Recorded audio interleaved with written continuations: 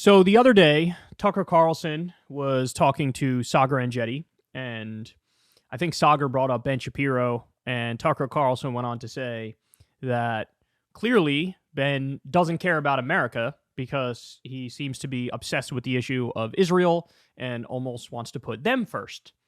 And so Megyn Kelly sat down for an interview with Ben Shapiro here, and Ben Shapiro reacts to that. So let's watch it, and then I'll break it down. By the way, leather jackets. Let's go with a hard no on leather jackets. They've gone from back in the day they were cool. Now it's just like they're really try hard. You know what I mean? Like it's like you're trying really hard to be cool, and that inherently is totally uncool. But anyway, let's have some fun. You and Tucker have been kind of going back and forth on Israel, who's right, and that kind of thing. And it's gotten a little personal on his end a couple of times, including in an interview he gave to Sagar Enjeti, in which Sagar mentioned you in particular and some of the skirmishes and the disagreements you guys have had on Israel. Here's what Tucker said. There are people on the right who have spent the last 2 months every single day focused on a conflict in a foreign country as our own country becomes dangerously unstable on the brink of financial collapse with tens of millions of people who shouldn't be here in the country. We don't know their identities or the purpose of their being here. Like stuff that's could destroy the country for real and make it impossible for my kids to live here. They've said nothing about that, and they're focused with laser intensity on foreign conflicts. All right, let me just pause real quick to say, I don't like this argument of like, bro, why are you focusing on what's happening over there, bro? Why would you focus on what's happening over there, bro? The reason why certainly I'm focused on it and many others are focused on it is because we are witnessing in no uncertain terms an ethnic cleansing and a genocide right in front of our face. 28,000 innocent civilians killed, 12,000 children killed, hospitals, mosques, marketplaces, UN buildings, schools, every kind of civilian infrastructure you can imagine, bombed, total siege, no food, no fuel, no water, no electricity. We're witnessing an atrocity the likes of which we literally haven't seen in our lifetimes. This dwarfs the war on terror. The amount of damage and destruction and slaughter done in such a short, few months time frame is it's record breaking. So of course people are going to focus on that. Now we focus on it because of the death and destruction and the damage and the massive civilian death toll. Ben Shapiro focuses on it not because he thinks that stuff is wrong. He actually kind of supports that stuff. He focuses on it because of October 7th, which I think is fair to call it like the Israeli 9/11, right? But either way, this idea of like, bro, what are you even talking about? I just don't find that argument convincing. It's a very old paleo-conservative view where it's like, just literally don't care about the rest of the world at all. Care about the country at all. And that's kind of their prerogative. But I do, because I have no choice, because I'm from here. My family's been here hundreds of years. I plan to stay here. Like, I'm shocked by how little they care about the country, and including the person you mentioned. And I can't imagine how someone like that could get an audience of people who claim to care about America, because he doesn't, obviously, right? Right. Your reaction to that?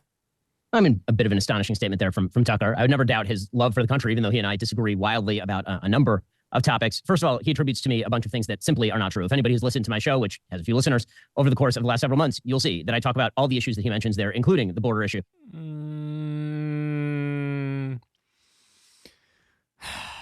I'm not going to do it right now because I'm too lazy, but you guys should head on over to his channel and put in the comment section like what the breakdown is, the coverage of Israel versus what's happening in the U.S. I definitely think it's probably disproportionate about what's happening in Israel. Now, again, I think that's fair, right? It makes sense. My channel's disproportionate about what's happening in Israel because of the magnitude and the scope of what happened. But this idea of like, well, actually, no, I haven't really been disproportionately focusing on that. That's probably untrue. And that's okay, but at least own it, right? Don't act like, what do you think he's done more segments on in the past 3 months? Israel or the border? I would guess Israel. Now, again, I'll reserve judgment because I'm not fully sure. I'm not going to actually go look at the moment, but you guys go take a look. I'm not sure I believe Ben at face value here. He actually attributes to me, I believe in that interview, the view that, for example, the United States has some sort of duty to import Palestinians from Gaza. I've overtly opposed that because it's ridiculous. I don't know if Tucker did that. I don't know if he's saying that Ben supports importing Palestinian immigrants. But by the way, that actually would be a totally correct position. In fact, I would argue it's analogous to accepting Jewish refugees during the Holocaust. He, of course, would reject that, but that's because he's wrong. I mean, I think it's very similar. But ultimately, the whole goal is to make it so there don't have to be Palestinian refugees. To allow Gaza to be a home for Gazans, as opposed to what it's looking like right now, which is the place of an ethnic cleansing where Israel will step in and resettle it, as Ben-Gvir and Smotrich have been saying unequivocally. So he just attributes to me a bunch of views I don't hold, and then proceeds to say that I don't care about the country. Yeah, obviously that's silly and that's untrue. I think it's part and parcel of something that Tucker has had a habit of doing recently, which is we disagree, therefore you don't care about the people that I care about, you don't care about the country. As for the notion, by the way, that his people have been here for hundreds of years, all four of my grandparents on both sides have been here since the early 1900s. Look, on this point, actually, I kind of agree more with Ben. This idea, I've always hated the argument of like, you just hate America. I mean, that's what was said to everybody who opposed the Iraq War. And in fact, Ben probably made that argument against people who opposed the Iraq War. Like, do you not support the troops? Do you not love America?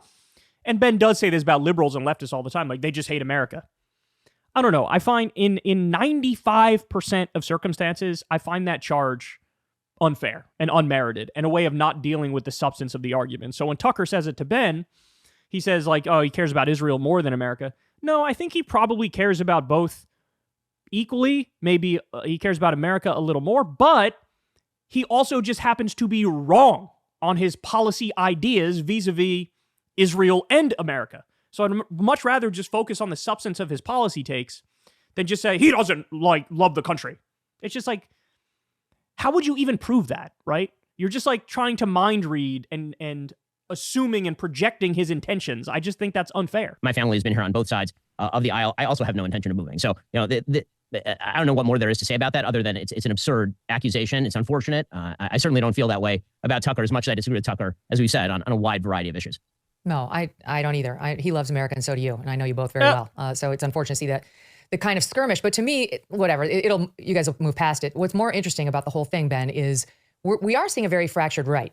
I mean, a very fractured right? You've got the America First crowd. You've got the neocons. I never really considered you a neocon. I mean, our friends over at Commentary, John Podhoretz, Noah Rothman, now he's at National Review, open neocons. That's not how I see you.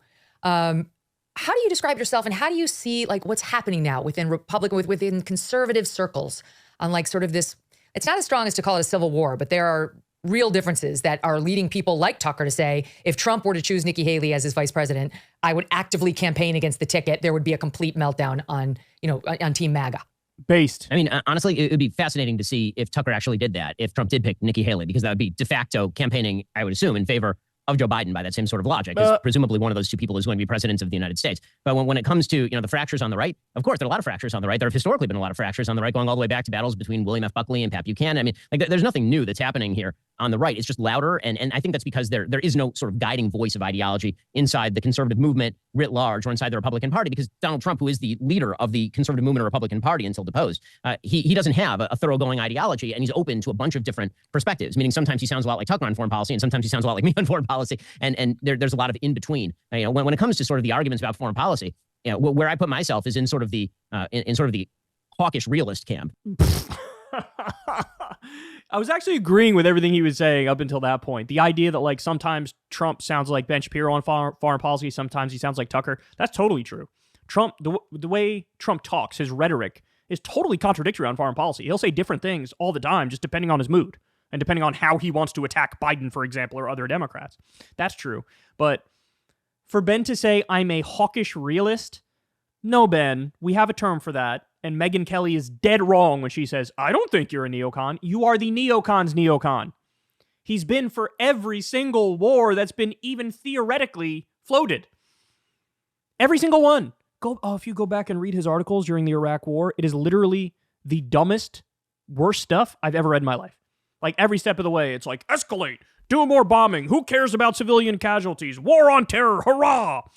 It's like, don't do that in the term of, I'm a hawkish realist. No, you're not. You're a neocon. Which, by the way, let's be clear, even using the term neocon, some people say that's a pejorative. Well, it certainly sounds somewhat pejorative, but I go a step further. He's an imperialist. That's what he is. He believes the U.S. can and should be the world's sole superpower, and we get to run the show. The rules don't apply to us, but we make the rules apply to everybody who is not our allies. So just let's even stop using the term neocon, because, while it sounds pejorative, what sounds even more pejorative, has a even more negative connotation, is imperialist. And I think that's fair when talking about him. Now, by the way, I've said this before, Tucker is somewhat more of a paleocon. I don't think he's as non-interventionist or isolationist as he pretends. He's very hawkish on the issue of China. but like I would take a paleocon over a neocon literally any day of the week, simply because they don't want to be involved in every single conflict, in every single war, right? And so, but even having said that, I don't even agree with the logic or the reasoning as to why paleocons come to the position they come to. This is the Tucker argument of like, who cares what's going on in Israel? They can do whatever they want, but we're just going to mind our business. It's like, no, you actually should care about what's going on in Israel, and you actually should care about the Geneva Conventions, the Nuremberg Tribunal, international law, the International Criminal Court, the International Court of Justice. You actually should care about like a rules-based order. It's not, hey, if you all want to commit war crimes, yahoo, go ahead. It should be, we are non-interventionists. We're not going to get directly involved unilaterally in any wars, but we are going to use the United Nations and international law to fairly and objectively and multilaterally uphold the rules of the game. And so if our ally or our enemy or us commits an atrocity, commits a war crime, does a genocide, does an ethnic cleansing, whatever, people should be held accountable. International law can and should matter. So there's a big difference between a paleo-conservative position, a foreign policy position, and a leftist policy position. Paleo-conservatives are isolationists. Leftists are non-interventionists unilaterally, but multilaterally they're in favor of actually upholding the law, right?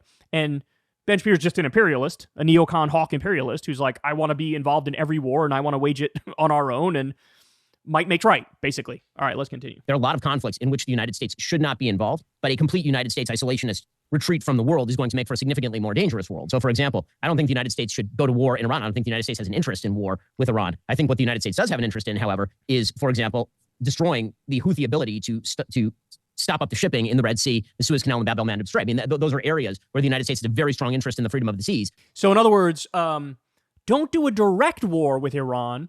Do a proxy war first, and then that will eventually spiral into an all-out direct war with Iran. But I'll get to say every step of the way, it's not my fault, it's your fault. It's not my fault, it's their fault. I had to do the war. This is how propaganda is built for every single war. I didn't want to do it. I had to do it. They made me do it. He's laying the groundwork to make those arguments. Because 10% of all world oil goes through that particular area, but also because if you... Wow, I guess Israel should stop slaughtering innocent Palestinians on a daily basis, which is what's leading the Houthis to take over the Red Sea and block the ships from getting there. If only there was a way for Israel to stop the Houthis doing what they're doing. If only they said in very clear language, in very clear terms, what would make them stop.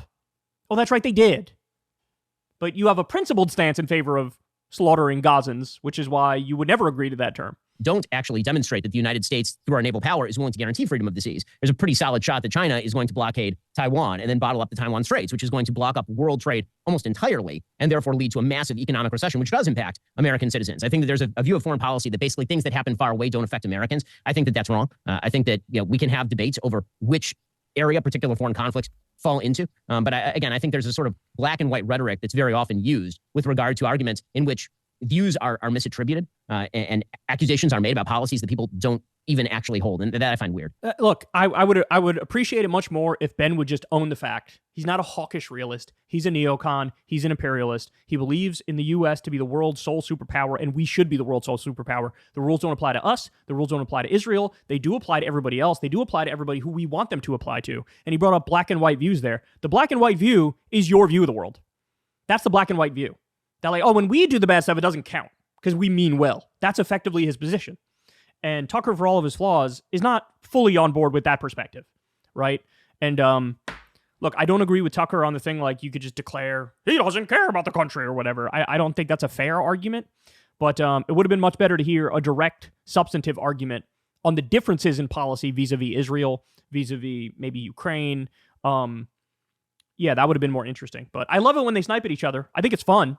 I'd love to see them go head-to-head now in an actual debate and make fun of both of them, if that happens to be the case. Hey, y'all, do me a favor and like and subscribe. It helps out big time in the algorithm. Click the bell as well for notifications when videos drop, and watch that video on screen right now. You know you want to.